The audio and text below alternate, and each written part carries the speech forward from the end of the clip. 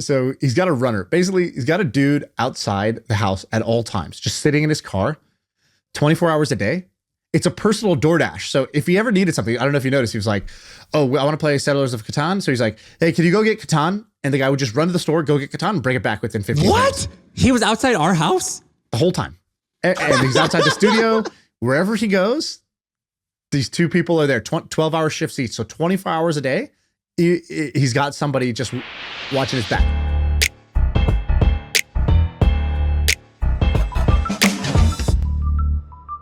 All right, so I guess we all want to talk about the same thing, right?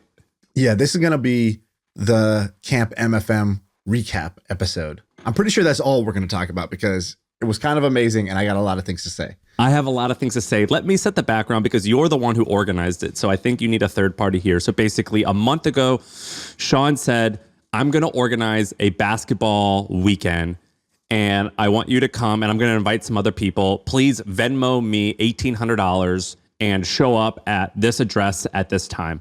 That's pretty much all I knew about. I didn't know anything else. And I think it was 3 weeks in advance, right?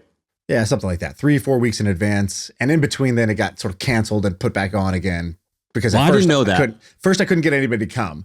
I invited 5 people. Of the first 5 people, only one said yes. And I was like, yeah, maybe this idea is only good in my head. And Ben, not producer Ben, business partner Ben, pushed it through. He was like, nah, I think we could do it. And then we ended up with like 27 people there. So and oftentimes when I'm saying Shaan is doing X, Y, and Z, in reality, I mean Ben. So Ben was really the backbone here. You maybe had the idea. I don't know who had the idea, but Ben Levy was the guy and he did a really good job. So basically 3 weeks out, it just says, hey, come to North Carolina in Raleigh near Duke. And we're going to have a basketball camp and just show up. That's all I knew. And then I get an email. I booked my flight. I sent you $1,800.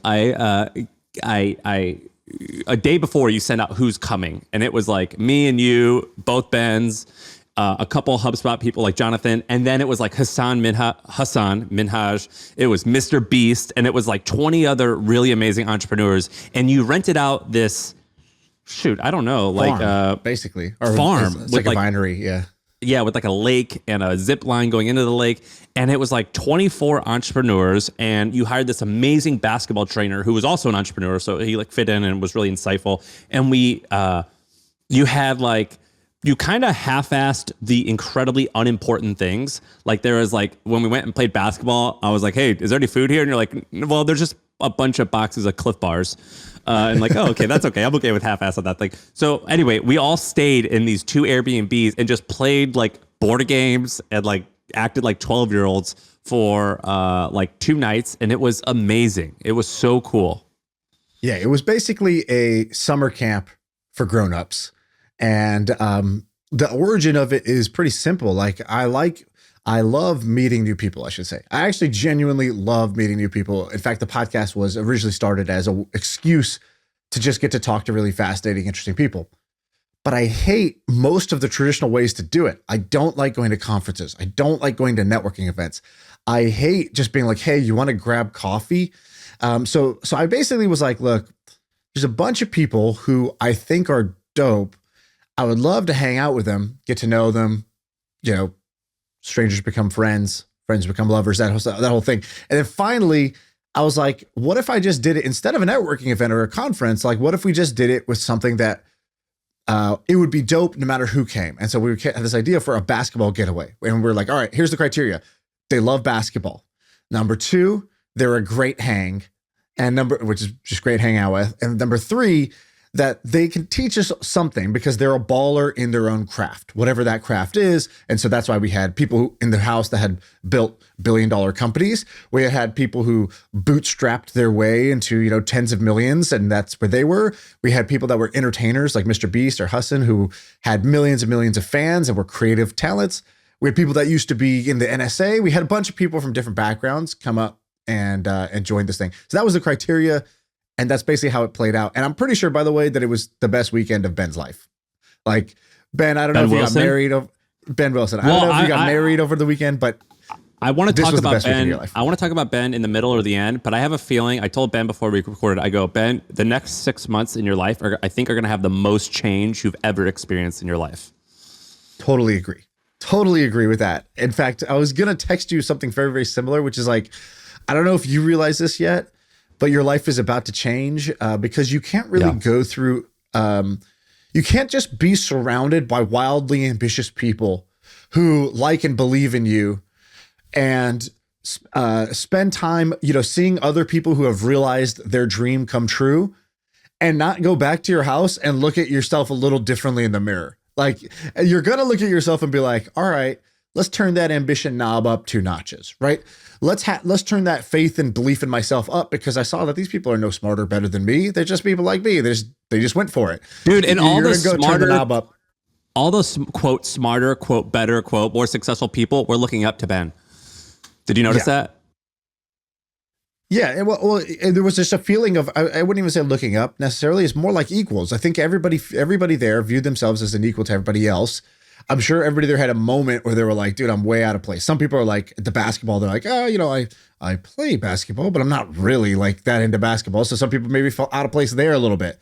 Some people felt out of place in the house because they didn't know anybody. They saw everybody else, half the people knew the other half, but some people knew nobody coming in.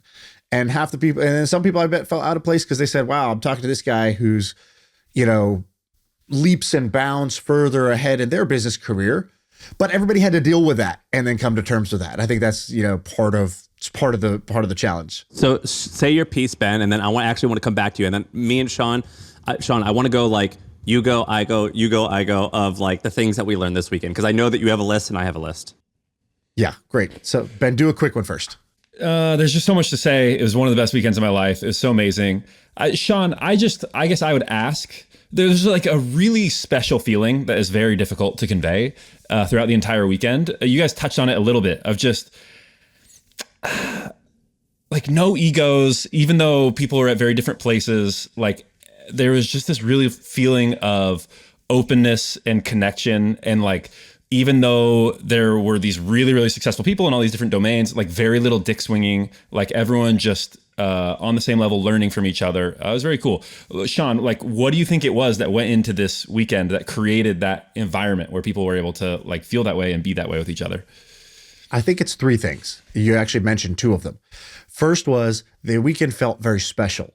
And I think that when people feel like they're a part of something bigger than themselves, when people have a little bit of awe or intrigue or curiosity or fear even, they're out of their comfort zone. And so part of it was if you make something that feels special, that feels different, that inspires some awe or they don't know what's coming next, it brings everybody back to sort of like an equal footing of sort of a childlike thing. I remember when so we invited Alex Basil, who's a trainer to a bunch of NBA stars like Kyrie Irving and Trae Young. And this guy's like, he's like the top of his craft. He trains like, he came from training like, Kevin Durant to us. He sent us a clip. He's like, here's what I was doing today. Tomorrow I'll be seeing you schmucks. And like, right, like, but that first 5 minutes, I would say, when he had us doing very simple like drills, everybody was spread throughout this whole private gym that we had rented.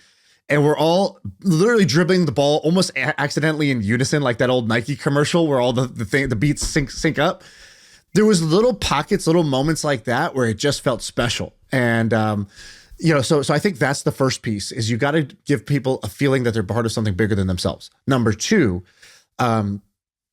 you invite people who are inherently curious. So everybody there, I would say, actually has an ego. Everybody there has an ego, otherwise they wouldn't get to where they were. But bigger than their ego is their curiosity.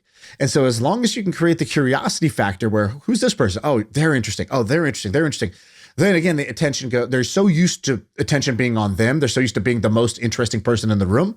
So you want people who are naturally curious about the people around them. So even the sort of quote unquote celebrities or kind of the big hitters that we had in the house that were maybe the wealthiest or the most popular people that were there, I picked specifically people that in my limited interaction with them, they were very curious. Like, for example, when you had first met MrBeast, you met him before we did. You were like, yeah, he just called me. And he was like, yeah, I'm on this walk. I do this every night.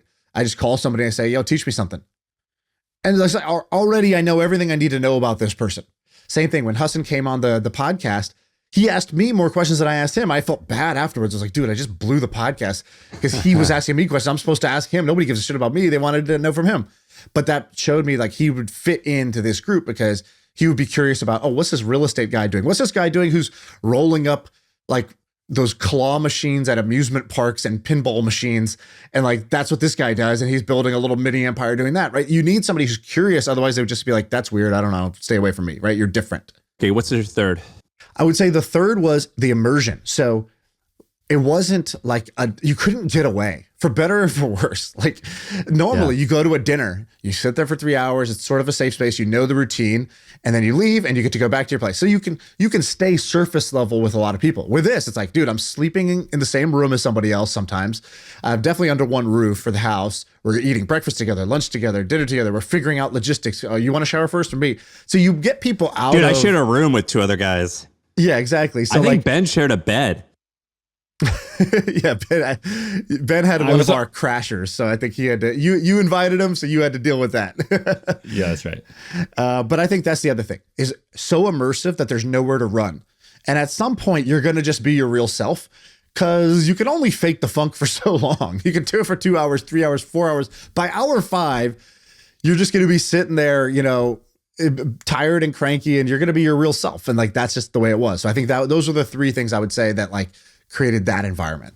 Well, and I was going to say it started from the top down. I mean, I would say mostly it was your brand. Partially it was the brand you and I have created together, which is actually similar to both our personalities. But basically, like, you're a casual person. You're a relatively low ego person, as in like you're easy to be around, and it kind of stemmed from that. So I think that actually matters a lot. And it was like the house we were in was kind of like gross, but in a cool way. Like, people on my Twitter were like, dude, that's a sick set. You made it look like a grandma's house. I'm like, oh no, that's just like this woman's bedroom. Like, it just looked like that. All right, can we get into like some of the stuff? I've got one. Do you want to go first? I've got one on intensity. All right, so. You go first.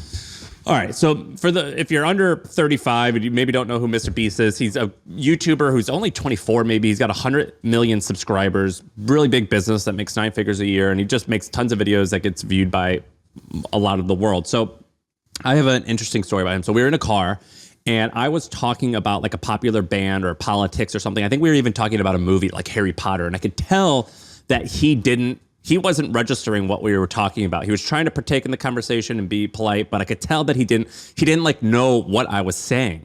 And I said something to him. I go, hey, have you ever heard about this thing? And I think it was like Harry Potter or something, or it was like something like mainstream.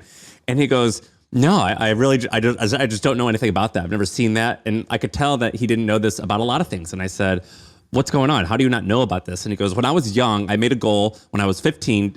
When I was young, 15, I made a goal to be the most popular YouTuber in the world. And I pretty much stopped paying attention to everything else. So if whatever you're talking about is not part of like YouTube culture, I don't know what it is. And that was incredibly interesting to me. And he said a few other things that showed his intensity. The second thing was, he said, I've gotten so big and I've like studied and gotten great at my craft that I can't really learn too much from other YouTubers. So I talk to a lot of experts on human behavior and researchers in order to improve my craft. And also, I don't really have work weeks. So I just kind of work and I get obsessed over stuff and I roll out of bed at 10 or 8 a.m. or whenever it is. And my team like tells me what I have to do. And then I just work all night until I get tired and I go to bed, and I work 7 days a week. And then occasionally I get burnt out and I take a couple of days or however long I need to recharge. And then I do it again. I don't pay attention to the normal work week. The third thing that he did was he didn't care about rules. So Shaan and I did a podcast with him at it ended at like 11 p.m. And Hassan made a joke like, you want to go play ball? And Jimmy was like, MrBeast's real name is Jimmy. He goes, yeah, let's go right now. And as he said that, his 2 coworkers that were with him started getting on the phone, calling high schools, principals of schools, like all these people in order to get a basketball court. And we couldn't make it happen. But he was like really, really going after that to make that happen. And I thought that was crazy interesting. And once someone said something to him, someone said something like, well, what if they like don't let us for insurance reasons? And he goes, well, just tell them we'll give them $1 million if someone gets hurt. And it was just so funny that he wasn't He goes, that usually does the trick. Yeah. I was like, how many times have you done this, bro? And he just didn't pay attention to rules. I thought that was interesting. Now, I'm going to contrast that with this other person. I'm not going to say his name, but you know who I am, who I'm talking about. He was a young guy in his 30s. He might have been the wealthiest person there, and he wholly owned a business that was worth probably $500 to $800 million, and it made tens of millions a year in profit.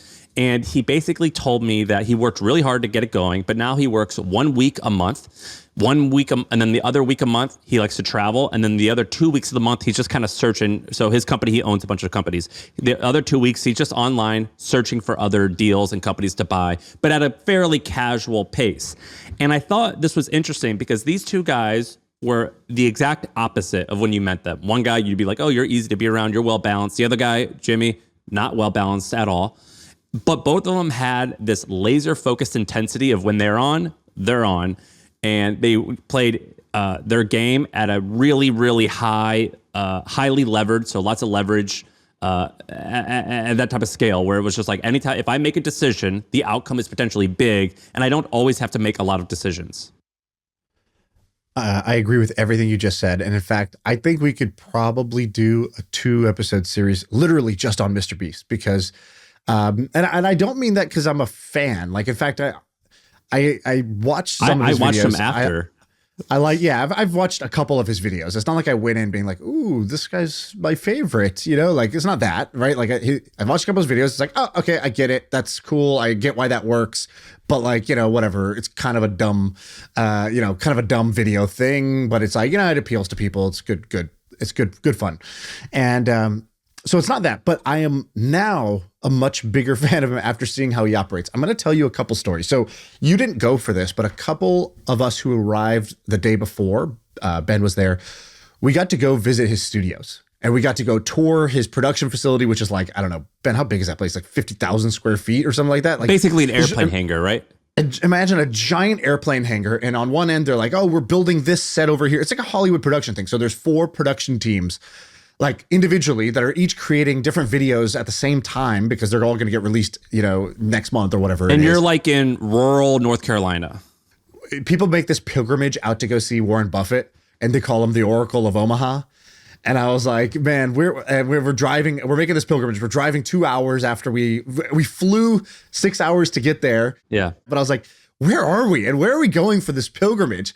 And I was like, and so we get out there, but it's like, had that same thing, very special. You go there and it's like this group of people who are all singularly focused on one mission, which was to create the best videos possible, to create the best videos that get the biggest reactions that, and that's all they were all doing 24/7. They were all just working on that. So I'm gonna tell you a couple of kind of amazing stories from that. So we go, first of all, we get into one of his videos. So in one of his videos, like they were filming the grand finale when the person, either wins or loses the money. And so we're like in that video now as just like random bystanders. But the second thing was we were like, so what is your, what's your model, dude? And his model is basically this. He started off making videos with no money, just him in his bedroom doing dumb stuff like, I'm going to say Logan Paul's name 100,000 times. I'm going to take this plastic knife and I'm going to saw through this plastic table in the next 48 hours. And he just sat there taking a jagged, picnic, plastic knife and trying to cut through the table. He would just do stuff like that. No budget, no whatever. But he understood even at that time, like, okay, what would get somebody's attention? What would make them laugh? What would make them watch? What's a bit of a spectacle? Low budget spectacles. Now he's doing high budget spectacles. Like we get there's a camera flying above us. There's fireworks and smoke bombs and there's crazy stuff going on, right? Because now he's investing, I think on average, Ben, what is it, like $500,000 or $1 million per video or something like that? I think he said 1.5. 1.5, yeah. $1.5 million per video just on the production. That's kind of insane. And so the thing I admired the most about him was, okay, in that house, there was, let's say 25, everybody there was entrepreneurial. So if I said, who here is entrepreneurial? How many out of let's just pretend out of 100%, how many people would raise their hand? Almost all. Okay, 100. We were at 100 out of 100. I said, who here has a clear vision of what they want? Now, how many people do you think are raising their hand? 60. Okay. Maybe 70. I say, who here can think about that vision and can honestly say that it is wildly ambitious? Like MrBeast's ambition is to be, a billionaire YouTube creator, to get to 1 billion followers and make billions of dollars. He has told me that he wants to be one of the richest men on the planet, the most famous person on the planet, and president. So, okay, that's his ambition. Yeah. What's yours, right? So how many could just say in their own right that I'm thinking really big? I'm thinking wildly ambitious. So we're at 60%. Where are we at now? Maybe 20. Or whittling down. We're down to 20%. And now if I ask the last question, the most important question of them all, I said, who here is truly and totally obsessed? Meaning you are willing to give every hour of your day, every dollar you create, you're willing to reinvest back into your thing. You don't take anything off the table. You don't hedge. You don't buy that nice house. You don't buy those fancy cars. You don't put it away for your kids. You wake up, you do your thing till you pass out, and you are getting every hour, every dollar, and every ounce of your soul to that ambition. How many people are left? What percent are left raising their hand? How many people in the room? He might be the only one. And I would say, well, it's also because he was the youngest, but that could just, it could play out where even if he's not the youngest, he still would have behaved that way. He would be the only one. And that's not just about that house. I could go down into San Francisco. I could say, hey, gather around every venture-backed founder here. I could go into I can go to a gymnasium full of people who all say they want to be a big YouTuber, or all say they want to be a comedian. Which, or by the athlete. way, this isn't necessarily a good thing. It could be a good thing. It could also, I think, be his downfall. I think it's an incredible thing. I don't necessarily mean it's a healthy thing, but I think it was honestly just kind of stunning. It was absolutely stunning. I agree with you, but I'm saying it could go either way. It could be, the strength could become the weakness. There's a reason most people don't do it, I think is what you're saying, which is like there's a price that comes with that. And that price is a price that most of us will not pay. What do you think Ben? I just think there's a couple things he said throughout the weekend that I was like, oh, this guy is so successful. But to Sam's point, like he's on a knife's edge. If you play out his life 100 times, I think in like 25 or 30 of them, he literally ends up on the street as just like an addict because he does have that obsessive personality. And if he had ended up for whatever reason obsessed with not the right thing, that's the way it would have gone. I also think that if we had a list of I have a list of 3 things that might be his downfall. Keep in mind the guy is 24, so he's going to evolve quickly. But one, he was incredibly naive about business, which is actually a pro, I think, in a lot of cases. But in his case, I think that you have to get a little bit less naive and learn a little bit more about business. The thing you said about him cutting through a table with a plastic knife, that's kind of how he's done his life. He's just you know what I mean? He's just brute force his way. And I think that's great. That can get you a long way. But in order to last and be as big as he wants to be, like a Bezos, you got to have a little bit more sophistication as you grow. He's got plenty of time though. The second thing is hiring. I think that he kind of told stories that it made it seem like he just hired his friends and it's like, hey, you're fun. You want to do this? That I don't think that's going to cut it either. And then the third thing is company building. We asked him on the pod about work hours and about meetings, and I actually don't remember if he did it. I don't think he did a great job of answering it, but the vibe that I got was it was a little bit just whatever Jimmy wants, Jimmy gets. And I think that's okay for a little while, but in order to be as big as he wants to be, you got to have a little bit more company building, a little more process oriented, things like that are kind of the antithesis of being a cool YouTuber in many regards. So I'll disagree with you on a couple of those. I think that, first of all, I think he's 24. So I remember when I was 24. For 24, I became a CEO for the first time of a real company, a company that had revenue and employees that were not my 2 best friends from college.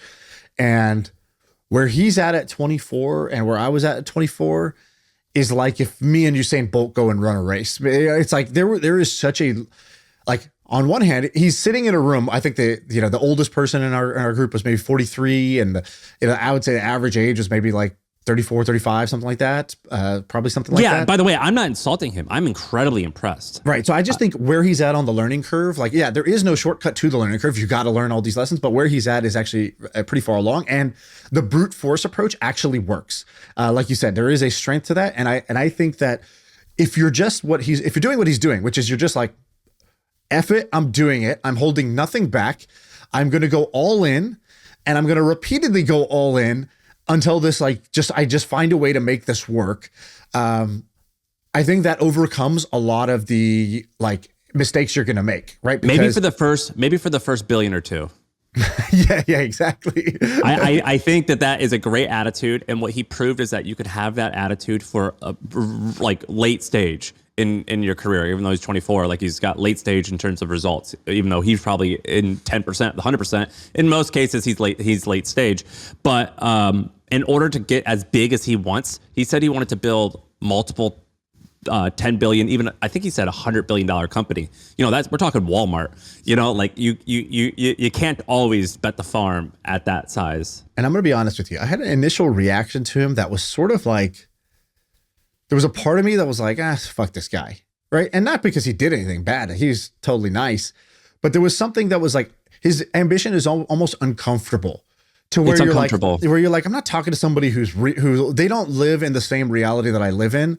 And so my initial reaction was like, okay, you're saying things that they don't make sense, or it's like too like one-sided, or it's like just like pure unadulterated, like raw ambition. And there's something uncomfortable about that, because I kind of like people that are like one of the things I admire is people who are well balanced. So I told him this when I was talking to him. I was like, he was basically like, I admire Elon, Steve Jobs, Jeff Bezos. Like, these are the people that I admire. I'm like them. I'm wired like them. And I like to hang out with people like them. And I go, yeah, I'm not like them.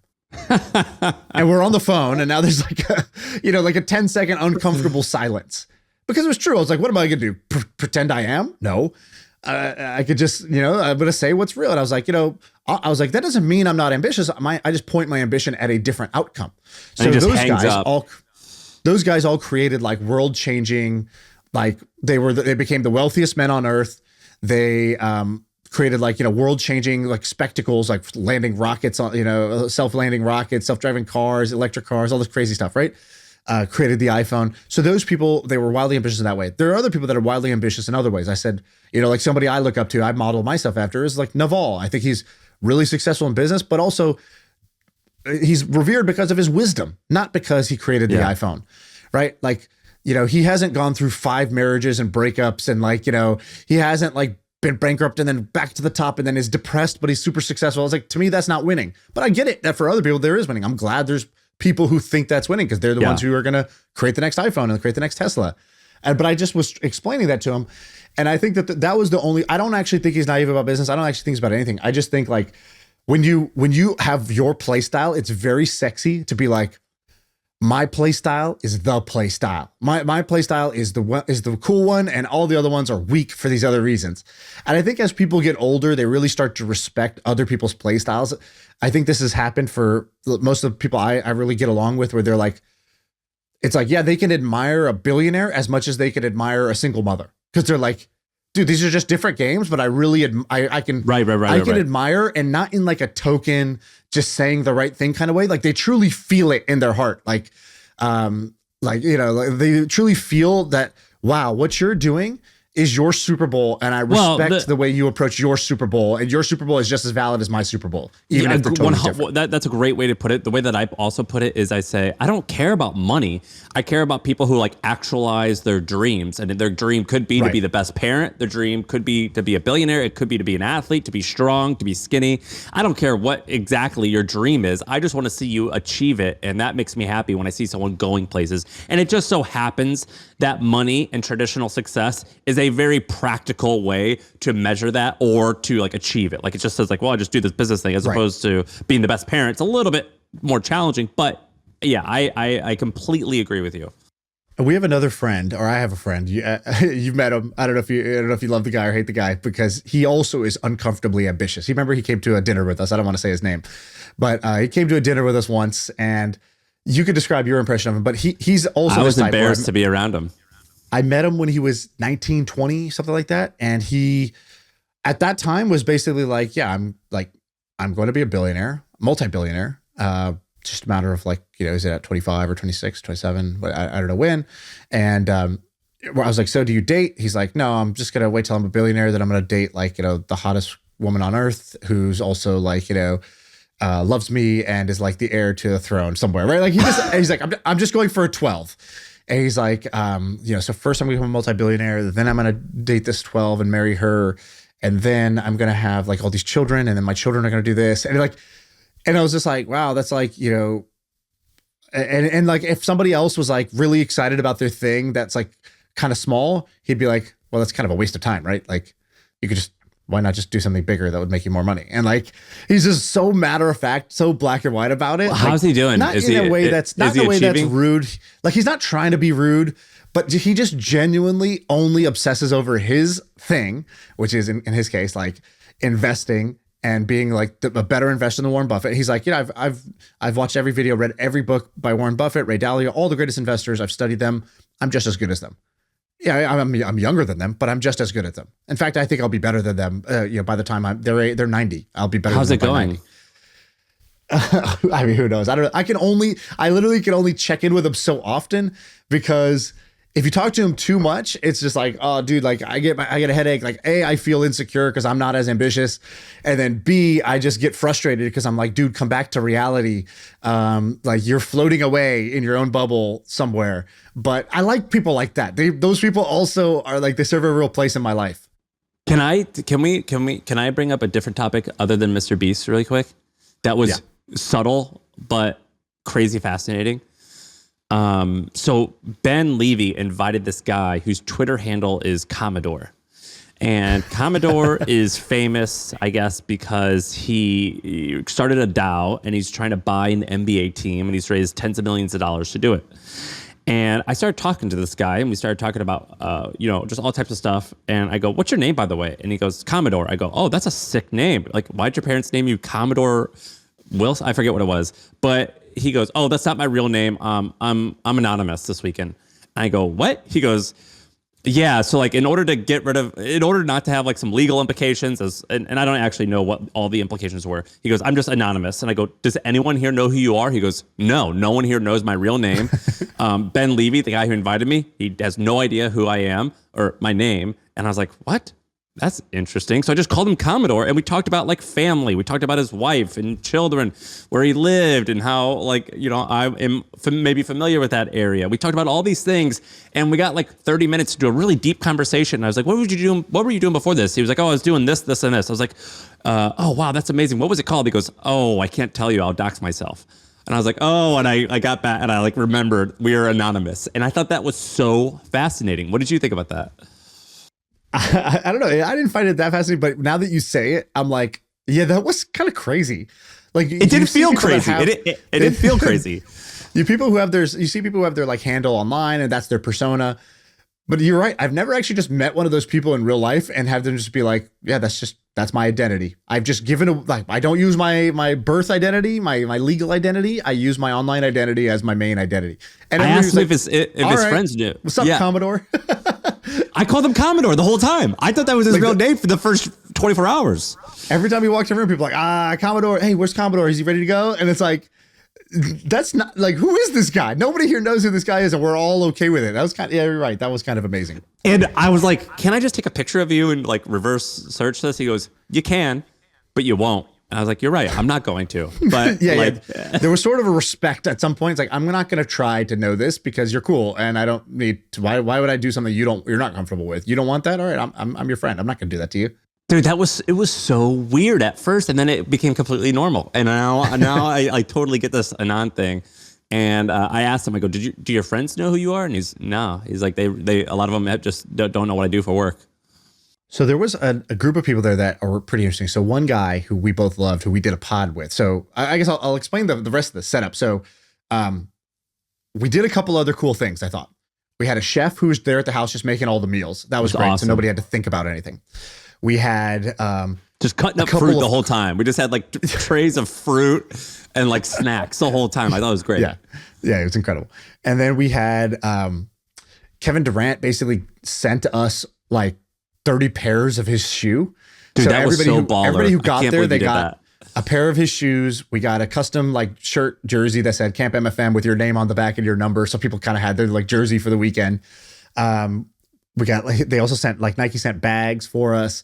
So there was a couple things that were like cool. I always talk about the moments in between the moments. We tried to have some moments in between the moments. It felt like Christmas morning, like with all these shoes here, and we all like got there and like unwrapped them. It was really cool. Yeah, we all turned into little kids. We're like unboxing our thing and be like, "Oh yeah, I got it!" Like all these people could afford 1,000 shoes 1,000 times over, but like it's still great to just get a free cool thing that somebody sends you. Can I say one cool thing you did, Shaan? What? Is that it wasn't all KDs. It was like KDs and a couple Kyries and some LeBrons. So it was fun to open up to be like, oh, which shoes did I get? Yeah, that was true. Did you ever find your shoes, by the way, Ben? I did. They were the wrong shoes. Someone had just grabbed the wrong bag. Dude, Ben came up to me. He goes, I think someone stole my shoes. I was like, Ben, I don't think anyone stole your shoes. And I went and made an announcement. I go, Ben cannot find his shoes. If you found them, please give it back. And he goes, dude, someone totally jacked him. I was like, Ben, no one stole your tennis shoes. We all just got like dozens of free ones. Our software is the worst. Have you heard of HubSpot?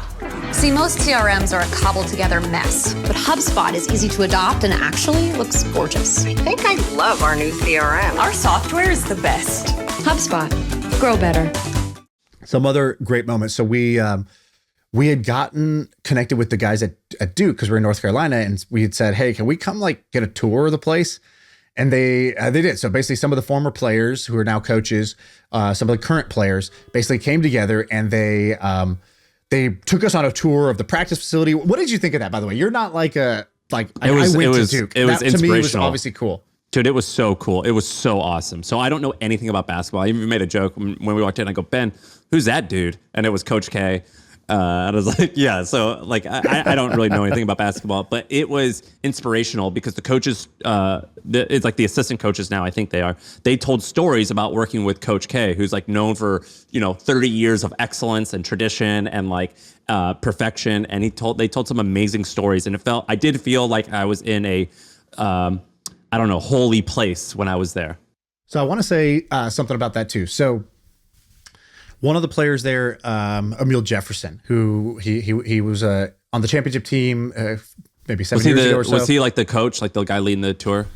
Yeah, he was the guy kind of telling the most stories. And I just want to give him a shout out because basically they didn't know what the hell was going on. Neither did our group. All of a sudden, 30 people are standing face to face in this practice facility. And it's like, so, okay, who are you guys? And like, what am I supposed to show you? What are we doing here? And like, I don't think he totally really winged it. He did good. It also helped that we had MrBeast here and Hassan. So everyone thought that like, oh, everyone else here must be famous too. I just don't recognize them. Yeah, exactly. It's like, they didn't know we're all just prolific newsletter creators. Yeah.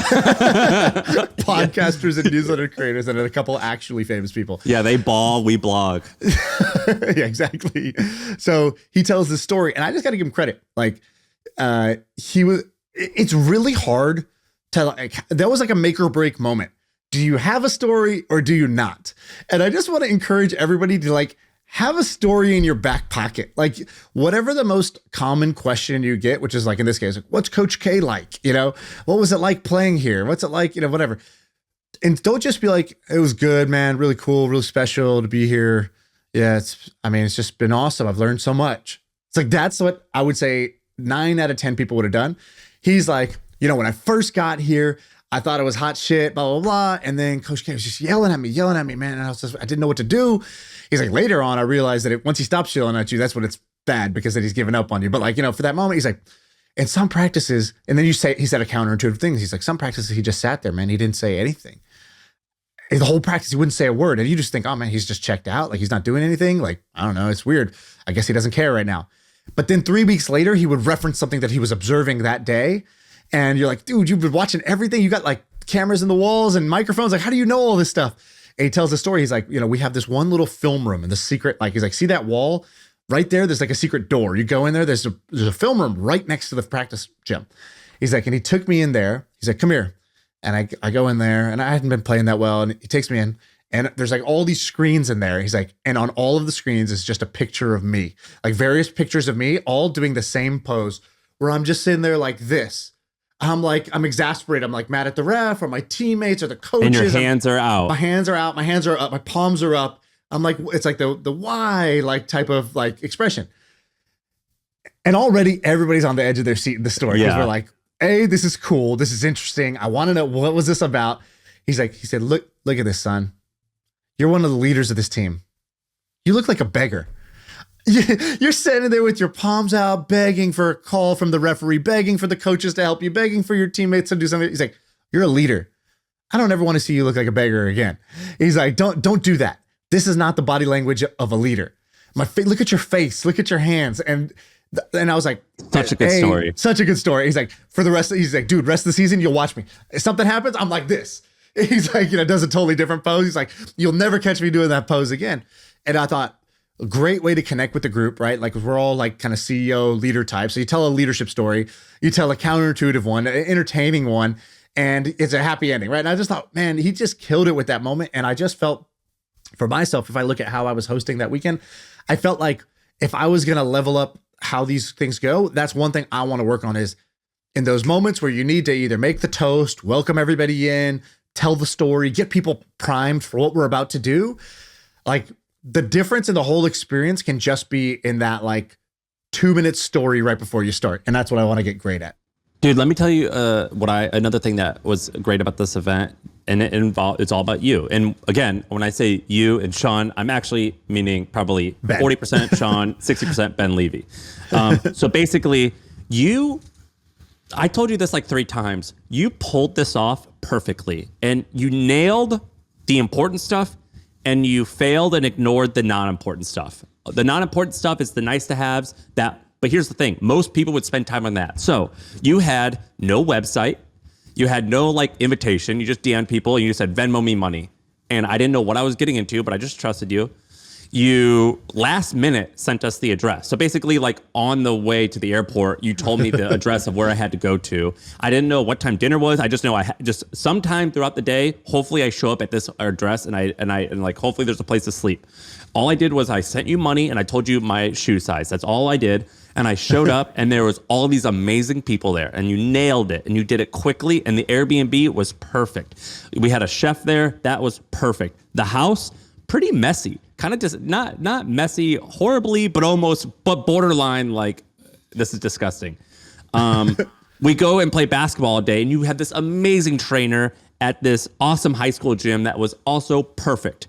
But I'm like, all right, is there any like drinks here? Like, what do we do? And it's like, well, there's just a water fountain and some Clif bars. And I was like, okay, that's less than ideal. But you know what? That doesn't matter, because I appreciate that you just ordered this shit on Amazon and you go, but that's not the important shit. We're going to focus on the important stuff. We had a podcast studio there that was already set up, an important thing that we needed. And it was like kind of like a little hood rat setup. And it was fucking perfect. It was exactly what we needed. The people that you selected were awesome. We didn't do any like real introductions. We just hung out, and you did. I think if you're executing on a project, what you did this weekend was a perfect example of just getting the main things right. Now in the future, maybe you'll know, or maybe you'll want to like, all right, we should actually have like, people didn't like eat this type of food. We should not do that this time. And like, that's the unimportant stuff though. And it was perfect. I don't even remember what we ate. I think it was just like hot dogs and chicken and salmon. Like nothing fancy. But that wasn't the important part. The important part is that we all just sat around in the kitchen and just told stories. Yeah, I really want to do more of these in the future, because A, it was just like a dope life experience, and B, it kind of merged a bunch of things into one. It's like, if I ever need a vacation, but I also want to like hang out with cool people, do networking, or go to a conference. But also I want to like do other stuff besides business with my life. And so with this, it was like, got a vacation, got to hang out with a bunch of people. Some I knew and some I didn't know. Half I knew, half I didn't know. And the third was do something fun. Like, oh, wow, I got to train with an NBA trainer and like play pickup basketball. Like that was just like, that was a blast. We got to play inside Cameron Indoor Stadium at Duke. Like there was just like a whole bunch of dope things that were happening with that. And you have to tell the story. So basically we're at Cameron Indoor. We're at this like, holy ground. And I don't know how it happened, but basically MrBeast, he actually did this twice. He goes, I'll give you $100,000 if you can make this half-court shot right now. And this was the day prior, and I think you missed it. But then the second time at Duke, he goes, first one that makes it. I said it to him. So I go, Jimmy, how about this? Because I know he's once I got to know him a little bit, I was like, oh, he's like me. He's like a bit of a degenerate gambler. Like he loves to gamble. He loves action. And he's also always trying to ratchet up the like intensity and awesomeness of the situation. So it's like, if the situation is here, but the level can be raised, I think most people talk themselves out of that. He's immediately like, oh, level can be raised, raise the levels, everybody. Like, oh, like, it'd be like, oh, you guys want to play a board game? And then he'd be like, let's go like right now, do a tournament with the best board game and let's do this thing. Oh, you want to play basketball? I don't care if it's 1 a.m. Let's find a gym. We're going to go play right now. Dude, I was talking to him about how I loved Coke Zero, and he goes, let's go right now and go buy a bunch. And I was like, all right, cool. So we just went to the store and bought Coke Zero. He's like, I've never had it before. I want to see what this is about. I know I have no input. Like it was like, oh, there's some cool people here. You'll get to know them. You'll enjoy this. He goes, who's cool? I was like all these people. He's like, okay, hey, come sit over here. I want to talk to you. And he would like put somebody in the hot seat and he'd be like, who are you? What's your story? And he would listen to them for 5 minutes and be like, wow, all right, awesome. Hey, who else is you? Come here. No. I'm serious. Come sit in the seat. And like, I was like, wow, this guy will always try to like ratchet up the intensity again in a great way. So we're at Duke and we're just getting a tour. They had just finished like a volleyball game. The hoops weren't even down. They were like raised up to the rafters. And I go, Jimmy, I bet you $1,000 I can hit a half court shot before you. He goes, nah, 10,000.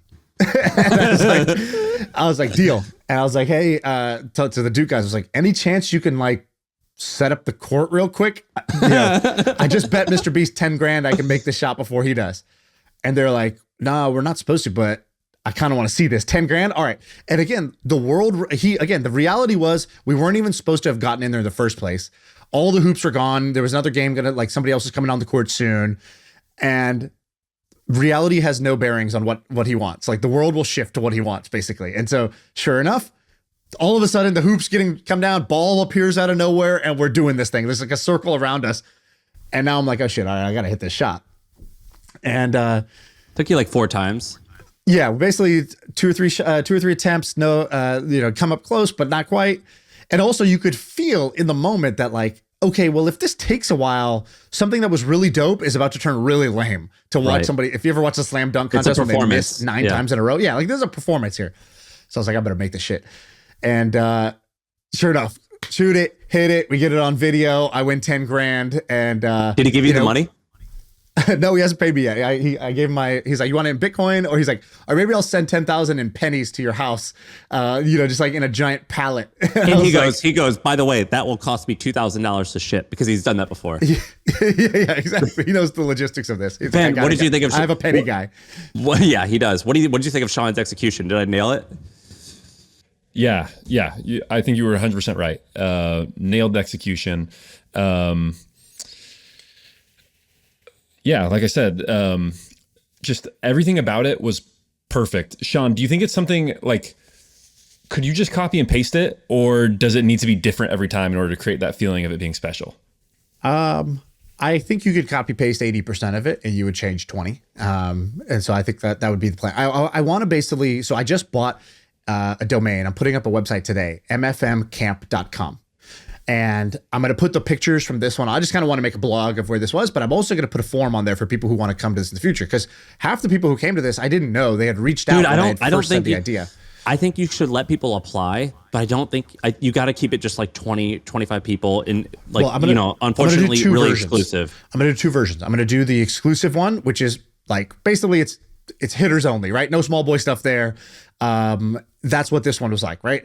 25 people in the room. Everybody had their claim to fame, whatever it may be, right? Like we had one guy, Al, who's built the biggest quilt company in the world. They do over $100 million a year selling quilt, patches and accessories and stuff like that. And it's like, that's his, and he bought a town and he's making it like the quilting hub of America, like a tourist destination for quilters everywhere. Like the guy's crazy, but he's totally different than the next guy who's done it in a different area. Right. So I'm going to do 1 or 2 of these a year that are the small 20-person type of events. I might even go smaller. I might even go 15. I think this was too many people. And then I also want to do one that's like one notch less. The D League. Yeah, it's not the D. It's more like the B League, right? It's like, but these are people who they get our culture. They listen to the show. D League. Isn't it like development league? Isn't it like the NBA? Like, yeah. That's true. They changed it to the G League now because D sounded bad. But basically, that I want to do like 1,000 person or 500 person or something bigger. Maybe not maybe not that big. Maybe it's 200. But that'll be like a retreat somewhere. It's less intimate, less exclusive, but it's still people they're all entrepreneurs. They've all made their first million, right? According to the podcast, they all listen to the pod. They get the jokes, they get the humor, they get the style. So when they show up, they know the vibe. The vibe should be immaculate from day one. And that's what I want to do. So that's what I'm thinking of doing out of this. What do you think of that idea? Yeah, I think it's awesome. I told Kip, the CMO of HubSpot, I go, Kip, Shaan just did this on his own, but you gotta carve out some budget and just let us or let him have this money, and we got to make this happen. This was magical. And he's like, dude, I followed all your guys' picture and Instagram from this. This is amazing. We're in. And I thought it was awesome. I think it's a really good idea. You should do a bigger one. the bigger one will be freaking exhausting, but it'd be fun. Yeah, totally. I hate events, but the fact that I still want to do this, even though I hate events, shows me that it's like a good thing to do. Okay, so those were a couple of the things. Can I share a couple of the other kind of like takeaways or anecdotes?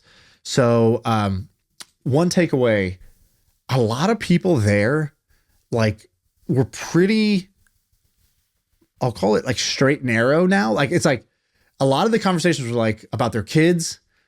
It wasn't a ton of alcohol needed for the like. Dude, I think that, like you know, socializing.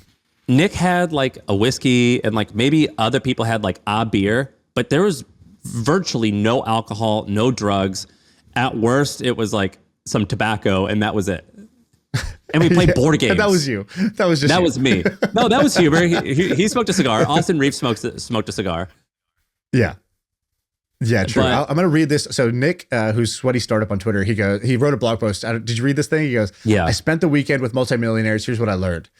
And he goes, we organized this thing, blah, blah, blah. And he goes, he texted his wife afterwards, put a screenshot up. He goes, I'm very inspired by a lot of the guys here. Had some incredible deep conversations with some spectacular people. A few things I'm ready to change right away. Number one, I want a therapist. Number two, I want to bring energy to the kids. I think I need to disconnect from the phone to do that. Number three, I want to drink less alcohol. Number four, I'm ready to bring a positive mindset to being a family man and a dad and nurture that garden in the same way that I've nurtured business and social. Number five, I want to start honoring you, like treating you like the queen that you are. I'm so lucky to have you. Right. It's like, whoa, like, you know, those are some, you know, come to Jesus, you know, sort of thoughts. And I'm glad that, you know, he had that impression. And so he said something, he goes, here's my takeaways. He goes, we're all dorks. He goes, I was expecting a room full of giants, people with charisma, blah, blah, blah. He's like, don't get me wrong. Some people could tell great stories, but for the most part, everybody was just normal and had like overcome odds. They were just smart storytellers who were really obsessed with their thing. No, number two. And yeah, we played like board games and we like went swimming. Like it was like children stuff that were our interests. Yeah. He goes, we all suffer with insecurity, fear of failure, and a general emptiness at times. He goes, I talked to a few guys who enjoyed their success more than 5 years ago, have been worth 20 plus million for a long time, and they spoke about business as an unhealthy addiction, how it leaves them searching for more and an empty feeling after an exit. Others talked about their nagging ego and need for more and bigger. Others discussed a constant fear that about their career, that they weren't worthy or didn't have what it took, and just general insecurity. Another one, they had lots of kids. A lot of guys spend a lot of time talking about their kids and how they spend a lot of energy in this area. Most of the folks spent a lot of time talking about how they're trying to raise good kids and how they're trying to help their kids embrace the struggle rather than protecting them from it. He goes, very few of them had new groundbreaking businesses. Most started normal businesses that already existed, not revolutionary technologies. They saw a need and just went after it better than anyone else. Good old fashioned boring stuff. He talked about the humility is astounding. Most of the people, money has not turned these people into jerks. They're still mentally tough, still willing to slum it. They are humble. They're searching for ways to improve, blah, blah, blah. Most didn't drink alcohol. You know, a couple of us had one or two drinks, but I'm surprised that, you know, this many people were able to, you know, socialize, hang out without using alcohol. It inspired me to do more. Yeah, basically he's like, the big question for most people in the room is, what am I going to do with my life? And he goes, he goes, one last quote. He goes, I talked to somebody who said this.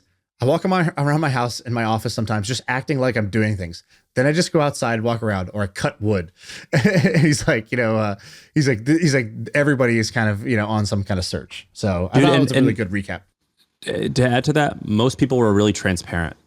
And so like we would be like, if we would ask them money questions, like, and they would just say, this is what I have, this is where I put it, this is what I do. And they would be fairly specific. Or they would say, no, like I don't have enough to do this, this, and this. Like we were talking about flying private. Like, no, I'm not wealthy enough. I can't do that. I can't afford it. And it was like, oh, okay, that's cool. Or I am wealthy enough to do that. And here's how much I spend, but I didn't do it until I hit this number. Or, you know, like my wife and I argue about X, Y, and Z. Or I'm nervous about my children for these reasons. Or like people were really transparent. Can I tell you a few more MrBeast nuggets real quick? Yeah. Because I think he was the most like alien he was the alien amongst aliens, basically. Yeah. So he's got a runner. Did you know this? Did you see this? You know what I mean when I say this? No. So there is somebody 24 hours a day. He's two people. They do 12-hour shifts. Well, it was those two kids that were there? No, those were that one guy was like his social media guy, his TikTok guy. Another guy was somebody else. So, by the way, they're not kids. They're just a little younger than us, right? Like they're like in their 20s. Yeah. Not like 10. Well, he's a kid, kind of. Yeah, sorry. No disrespect, guys. So, dude, you're like 31. You're like young. Well, they just had young energy. Like they had like college kid energy in that they were like, this was their vocation and they just lived in the dorm. And they were at like, instead of basketball camp, they were at like MrBeast video camp. Yeah, for us, this was like a weird getaway from adult life. And they're like, yeah, this is just like, I don't know, I guess I just bounced over here and tomorrow I'll bounce somewhere else. And they like wore like, Yeezys or something like that. And we're like, that's what I mean by kids. These are funky shoes, son. What Dude, you got there? They had $300 sandals on. I was like, what are those? Are they like Yeezys? I was like, what? Yeah, so that's what I mean. They were younger in psychodemographic. Yeah, I was an idiot. I was like, whoa, those are like super Crocs. What are those? They're like, Easy Slides are the hottest shoe, biggest seller on earth. I was like, sweet. Super Crocs, sport mode Crocs. Yeah. So anyway, so he's got a runner. Basically, he's got a dude outside the house at all times, just sitting in his car, 24 hours a day. It's a personal DoorDash. So if he ever needed something, I don't know if you noticed, he was like, I want to play Settlers of Catan. So he's like, hey, can you go get Catan? And the guy would just run to the store, go get Catan, and bring it back within 15 minutes. What? He was outside our house? The whole time. And he's outside the studio. Wherever he goes, these two people are there, 12-hour shifts each. So 24 hours a day, he's got somebody just watching his back, ready to go do track anything. Do they do like find my location on iPhone? We went to Duke and he's wearing his Easy Slides and it was like, we were all of a sudden they were moving the hoops so we could play. So he's like, hey, go get my shoes from the car. And like, I need my shoes. Can you go get them from the car? Like, just like, he's like, anything. Like, I'm hungry. And they would just go and they would or even before he's hungry, they would just go. They're like, hey, I think he has like Crohn's disease or something like that. So he's got like a very specific diet. So they were like there's just like shit ton of like yogurt in the fridge at all times. So it's like, where's all this yogurt coming from? And like his runner was just stocking the fridge. Like, hey, I know he's going to need a snack. He's going to forget to eat. So I'm just going to go hand him this at this time. Like, that's like really fun. And so he's talking to me. He's like, yeah. He's like, I don't get it. He's like, all these people here are wealthy, but like nobody here had that. He's like, why don't you guys do that? It's like, it's a waste of your time to go do those things, right? Like if you value your time, why would you? And I was like, he's like, why do you think that is? And I was like, honestly, I don't think any of us had even thought about it. Like, I was like, I had never considered this possibility. I didn't know that was a thing. Yeah. In the tech industry, like the biggest winners, Elon, like the Google guys, Zuckerberg, like you would describe this for a lot of them. And so it's actually like a trait commonly found with greatness, which is a very matter of fact, simple way of looking at things that is unafraid of like how that looks, how that sounds, or like what it costs. So for example, he reinvests everything into every video. And I was like, okay, so, what's the game plan here? He's like, well, just, like make the best videos possible. Just put it all in, keep growing it, make this the biggest thing ever. And like, that's my goal. And it's like, okay, but like, what about XYZ? It's like, I told you my goal. So why would I consider XYZ? Yeah. Like, were you not listening to the first part where I said, so I started to think about this because again, the stunning thing for me was I had never really met anybody who puts every hour, every dollar, and every ounce of their soul into their wild ambition. That's what I took away from him. It doesn't matter if he was a YouTuber or an athlete. In fact, the trainer there used to train with Kobe and Kobe's daughter, Gigi, before they passed away. And I was like, dude, I hate to be the guy who asks you for a Kobe story, but like, you got to tell me a Kobe Bryant story. Like what you got? And he started telling me, I was like, is the work ethic thing legit? Cause like, I don't know if you follow this, but like on Reddit, there's these stories where it's like, dude, yeah, I sat and listened to that guy talk. That was probably the best storytelling. So there's these stories about Kobe that you don't know if they're marketing or if they're real, where it's like Kobe would wake up. Like there's a story like Dwayne Wade, who's another, Hall of Fame basketball player. He's like, yeah, we went to the Olympics. That's my first time I got to see how Kobe works because he was a competitor before that. Now we're on the same Olympic team. He's like, we got to the gym at 6 a.m. Kobe was already there, like fully sweating. We're like, oh, what are you doing? We just got here for the 6 a.m. practice. What are you doing? And he's like, oh, this is like, yeah, I'm ready. I'll be ready in a minute. They're like, well, why are you sweating so much? He's like, oh, I had my first workout at 4. I'm just finishing up. I'm going to join you guys in a sec. I'm going to go get my ankles retaped and then go back. And the guys, so he's got this legendary work ethic. So I was asking the guy, I was like, is it real? He's like, dude, I thought it was bullshit too. He's like, so I started texting him at 4. He's like, he hit me back right away. The guy was awake. He was at the gym. He's like, it was insane. He's like, and then I was like, okay, so he's got the crazy work ethic. What else? He's like, he had this ability where if you were in the room with him, he's like, most of the guys I work with, the famous athletes, they're like kind of like ADD. They're like, if they don't know, if you're not like a bullseye of what they're interested in, they don't look at you as someone they can learn something from. Always. Yeah, just normal people. He's like, so, they'll check their phone, they'll look around, they'll talk to you, they'll talk to their manager, they'll talk to this person. They're just, whatever. They're all over the place. He's like, Kobe, if he got in a room with you, you'd feel like there's only you in the room. He would lock eyes. He would not look at his phone. He would not move away. He would ask you questions. He would remember your name. And the name thing was fascinating. Did you hear that story? Yeah. Yeah. The other guy, Luke, tells the story. So he goes, we're at the gym. And he's like, this is the first time I ever met Kobe. He's like, we're playing pickup. And I jumped in. He's like a trainer. He's like, I jumped in the game and I missed like 6 or 7 shots. And Kobe just doesn't say anything to me. He's like, after the game, he goes, damn, man, you gonna make a shot or what? And the guy goes, I'm a volume shooter, bro. Like, you should know. And Kobe, so he tried to kind of basically make fun of Kobe. Kobe's like, oh, the only volume I know is 5, like 5 rings. He's like, so they start, and so that whatever, they have that one interaction, takes 5 seconds. They just laugh, move on with life. 3 weeks later, he comes back to the gym and the guy walks into the gym and Kobe goes, what up, volume? And just like remembered who he was, remembered his nickname. And so then the guy was like already impressed with that. He's like, I'd never talked to Kobe besides I never told him my name, nothing. He had asked somebody what my name is. So that 3 weeks later, he's like, I was leaving. And Kobe goes, damn, Luke, you're not gonna say bye? And he's like, wait, you know my name? And secondly, you're stopping. I just didn't want to bother you. Like, and the guy was like sneaking out, like just casually trying to leave. And Kobe just saw him walking around. I was like, dude, what the hell? Aren't you gonna say goodbye to me? And so he knew his name. He knew. He's like, he remembers everybody's name. And I asked him once, I go, Kobe, like, why do you is that easy for you? He's like, no, it's not that easy. I just make an effort. And he's like, why do you care like to learn all these people's names? He goes, because for most people, this is the only time they're ever going to interact with me. And if I remember their name as something so simple, and they not only will they remember it forever, they'll tell everybody they know about this.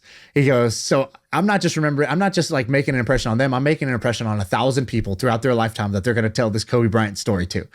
And I thought that was so baller. And that was the same thing I was admiring about MrBeast. I admired about Kobe in that same way. He did an even crazier story where Alex had mentioned like a few weeks prior that his mom's birthday was on a particular date. And on that particular date, Kobe texted Alex, the trainer, goes, what's your mom's cell number? And he FaceTimed the mom, goes, what's up, mom? I just want to say, I hope you have a wonderful birthday today. And Alex is like, I didn't even FaceTime my mom and tell her happy birthday. Yeah, exactly. So those stories were amazing. Again, those are the moments in between the moments, right? You can't plan for that, but you put a bunch of people in the room and serendipity like that can happen. But the other story that was like that, the trait, the thing I was calling MrBeast, I was like, he has a level of commitment that I call kamikaze commitment. He has a kamikaze level commitment to winning. Kobe had that too. That's our new phrase, bro. Good job. The Manifest Cowboys and the people who got that kamikaze commitment, the dogs. And so I was like, how do you compete with a YouTuber like MrBeast? I thought about this. I was like, because I was like, could I fund somebody? Could I just give someone like $5 million to become MrBeast? And I was like, I don't think it would actually work because not just the talent. There's like he's not the best looking dude. He's not the funniest guy. He's not, honestly, all the things he knows about YouTube, you could learn. I could tell you everything that you need to know about YouTube. The 85% that you would need to know to get pretty far ahead, right? There's the last 15% that you'll accrue over time. But like, dude, you need a great clickable title and thumbnail. Here's what makes it clickable. The first 10 seconds, you need to hook people and tell them what they're going to get out of this video. And then you need to visually stimulate them. And then you need to use these cuts. And then you need to introduce a twist in order to keep their attention. And here's the metric you need to care about, right? Like you could train that. What you can't train is the guy is willing to put all the money he makes back into the next videos. So like imagine competing in a business with somebody who's willing to take no profit. Like they're going to beat you on price. They're going to beat you on value because they're willing to lower their price or they're willing to reinvest all of their profits into building a better product. So he's willing to reinvest all of his money and all of his time into this. And then that compounds. So at first that was really cheap. That was, the first brand that gave him a $10,000, the first brand tried to give him a $5,000 sponsorship. I don't know if you know the story. They quid, tried to give him $5,000 for the video. He's like, I talked to the guy on the phone for like an hour, being like, dude, make it 10,000. More people will click. He's like, 10,000, just that number, 10 grand in the title is going to get way more clicks than 5. I don't know why. It just 5 is not the same as 10 in the title. And so it's like, just give me 10. They're like, dude, our budget. He's like, I'm not even going to keep the 10. I'm going to give all 10 away. So they said yes to 10. He immediately went and gave 10 grand to a homeless guy.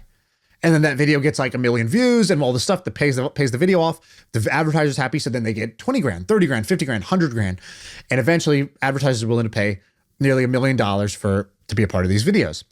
But he's willing to take that and pour it all back in. So how do you compete with somebody who's willing to spend all of their creative energy and time and all of their money?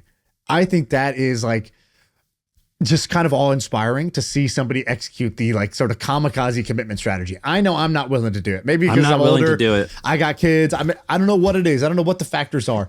It's really that I don't need to. It's like I said before. Like I think being an Olympian is a trap. Like I don't need to be a gold medalist. I don't want to be Michael Phelps and give up like 20 years of my life to train every single moment of every single day to become that. Like that's okay. I don't need it. I don't think his lifestyle is fitting for happiness and maybe even being fulfilled. But and by the way, he would agree. Like he said that himself pretty openly. He said that. And I'm happy that he exists, and I know I am not that. Yeah, exactly. Those are the two certainties that I have on that. You know, before we went on that you are trip, real, and I am not it. Face tattoos and cornrows, right? Yeah, face tattoos and cornrows. I'm cool. Other people have them. Not for me. Yeah. Before I went there, I was like, maybe we should really like double down on YouTube. Maybe we should triple down on YouTube. I was like, I think I could become like the biggest business creator on YouTube. Do I want that? I don't know. And then when we were there was like a 30-minute shoot where he was like a photo shoot for the thumbnail of one of his videos. And I was like, yeah, I don't think I want to do this. Like, I don't think in my day, these are the things I want to spend my energy on. And I think somebody is willing to do that. Of course, somebody's willing to do that. Many people are willing to do that to win that game. And I was like, I'd rather do a game where I'm willing to pay the price that it takes to get the outcome that I want rather than try not to do it. You and we could play that game, but you don't have to play it his way. You know, his way is a reckless way and it works. But I don't think you have to, you know, like I like there are lots of different examples of people succeeding in different ways. You know, the wealthiest guy there, keep in mind, he was the wealthiest guy there by a lot, I think. And he played the game totally different than Jimmy did. Yeah, but I think the YouTube game that, you know, like I think there is a default path, and you'd have to really be saying, I'm going to go try to be an outlier, right? I'm not going to do X, Y, Z and still win. To be the top. I'm talking about the top. Yes, if you wanted to be the top mainstream type of guy, I agree. But there's like lots of games. If we wanted a sweet lifestyle where we're making a few $1 million a year doing it, like you're right. There's many ways to do that. But if you want to be the top, right? And that's the question I was asking myself. Do I want to try to go for that? No, I don't. But I'd be okay with pretty good. And doesn't that feel weird when you spend time with people who are like, they hear that sentence and they're sort of repulsed? Isn't there a part of you that's sort of like embarrassed to say I'm okay with just good enough? There's a part of me that's for sure embarrassed to feel that way. Yeah, and I used to feel embarrassed about that, and then I realized I started like reading about stoicism, and went into this Ryan Holiday like deep rabbit hole, and I'm like, oh yeah, we're all gonna die and we're all gonna be bullshit and like just ashes. Like, why? I'm not gonna play other people's games. But here's the thing I wanted to wrap up with. As I left that weekend a little angry at myself because I experienced envy pretty hardcore, and I experienced like inadequacy of like, you know, a lot of places where I go, I'm the big shot. There, we were probably below average in terms of traditional success. And I remember being there and I'm like, I am nothing and I should want more and I should achieve more. And I remember feeling that way and I felt guilty that I felt that way. I was like, why am I like, you know, why am I feeling envy? Envy is like one of the worst feelings you can have. Envy is in some regards worse than hate. Right. And so like I remember feeling envy and I was like, fuck, I'm falling down the traps. I'm doing it. I'm doing what everyone says you do, and we all know you're not supposed to do. And I said forever I wouldn't feel that way. I made the number that I made, and I thought I won't want any more after that. and I am wanting more, and I'm giving into it, and I felt really guilty about that. I know exactly what you mean. I'll tell you what worked for me to like, it's like a hunger pang, right? You can't prevent yourself from feeling hungry, but you can choose how you're going to satisfy that, right? How you're going to address it. And I had come on the pod before when I had visited that person's house that like, they had like a $20 million house. And I was like, wow, this is just incredible. And I wasted the first 2 days just kind of like being envious or like bullshitting about why this was like, yeah, but I want to focus on family, like, coming up with these like other things that like, yeah, this is actually bad for these reasons. Yeah, just cognitive dissonance. Yeah, just like trying to convince myself that I was good. And so, and what I had come away with there was like, actually the right way to handle that moment is to just reframe it like, oh, this is sick. I'm getting to sample a set of options to see which one I want. Oh, okay, you have this and you live this lifestyle? Tell me about that. I want to hear about that. I want to just, this is just the person walking around at the party with the tray. Oh, yeah, I'll try the bruschetta.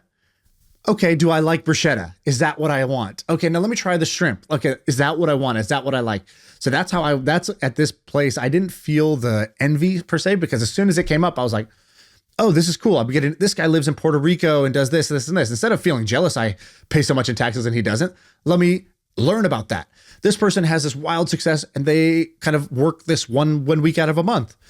All right. Is that what I want? What's that like? Tell me about that. Like I was getting to sample, which just helps me figure out what do I really want. And I get more broad exposure. And at the end of the day, you're the one that brought them all together though. So but I definitely know what you mean, dude. When it was like, all right, let's go around the circle and like tell what's your story? What's your thing? I'm like, oh damn, my little like, cricket level of success compared to the whales, there is a moment where you panic. I've always had this in any group setting where they're like, say your name and, an interesting thing about you. It's like, for a moment, my initial reaction is like, there's nothing interesting about me. Not one iota of me is interesting. I should just leave the room. How far away is the fire alarm? What happens if I vomit? Do I have to do this? Like, like there's that happens in 3 seconds. And then my body's like, oh, wait, what are you talking about? Like, and then I come back to normal. But that reaction happens to me in these group settings for sure. That was, I remember I felt the exact same way. And I was like, I am nothing. But here, it kind of made me feel better when people who I didn't know told me about my life. And I'm like, fucker, you listen, got you. Like, you know what I mean? So, dude, I got to tell you that story. That felt a little better. A totally unrelated story, but you just reminded me of it. It's so hilarious. Back in the day, me and my buddies used to go gamble a lot. We didn't have much money. We were just fresh out of college. We basically had won a business plan competition and we were like extending the runway by going and playing poker and like trying to like win a few extra $1,000 doing it. But sometimes we would lose. And so who knows? We probably netted out, slightly down. Anyways, one of the guys, he would play table games where you have no edge. You're going to lose. And so he'd go play craps, whatever. And when he would lose, we'd be like, all right, man, like we should cut it off. And he's like, hold on, let me just go get a coffee to go to the ATM and get more money to come back. And we're like, dude, he's a degenerate. We got to stop him.